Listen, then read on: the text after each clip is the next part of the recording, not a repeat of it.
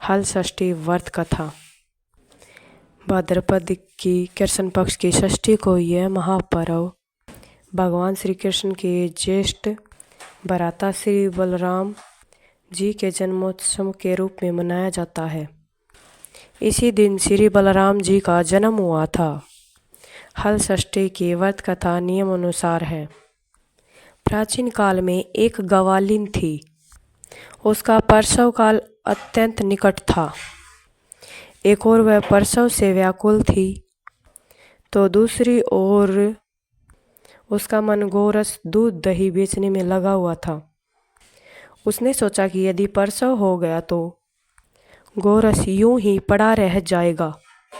यह सोचकर उसने दूध दही के घड़े सिर पर रखे और बेचने के लिए चल दी, किंतु कुछ दूर पहुंचने पर उसे असहनीय प्रसव पीड़ा शुरू हो गई।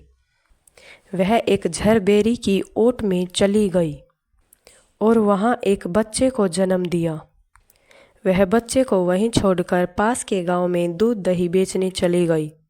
संयोग से उस दिन हल षष्ठी थी। गाय भैंस के मिश्रित दूध को उसने केवल भैंस का दूध बताकर गांव वालों में बेच दिया, भोले भाले गांव वालों में बेच दिया। उधर जिस झरबेरी के नीचे उसने बच्चे को छोड़ा था, उसके समीप ही खेत में एक किसान हल जोत रहा था। अचानक उसके बैल भड़क उठे और हल का फल शरीर में घुसने की वजह से वह बालक मर गया। इस घटना से किसान बहुत दुखी हुआ। फिर भी उसने हिम्मत और धैर्य से काम लिया। उस झरबेरी के कांटों से ही बच्चे के कटे हुए शरीर में टांके लगाए और उसे वहीं छोड़कर चला गया।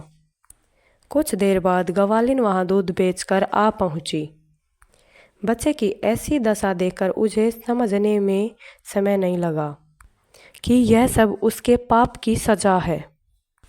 वह सोचने लगी कि यदि मैंने झूठ बोलकर गाय का दूध न बेचा होता और गांव की स्त्रियों का धर्म भ्रष्ट न किया होता तो मेरे बच्चे की यह दशा न होती।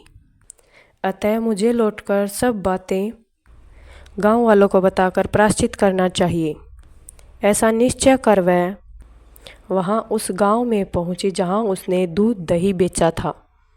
वह गली गली घूमकर अपनी करतूत और उसके फलस्वरूप मिले दंड का बखान करने लगी।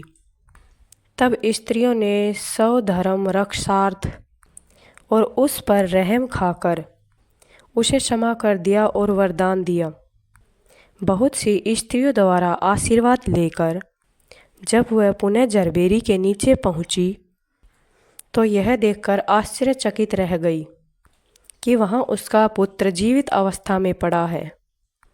तभी उसने स्वार्थ के लिए झूठ बोलने को ब्रह्म हत्या के समान समझा और कभी झूठ न बोलने का प्रण लिया। आपको हमारी ये वीडियो अच्छी लगी हो तो लाइक करें, शेयर करें, चैनल को सब्सक्राइब करें, बेल आइकन बटन जरूर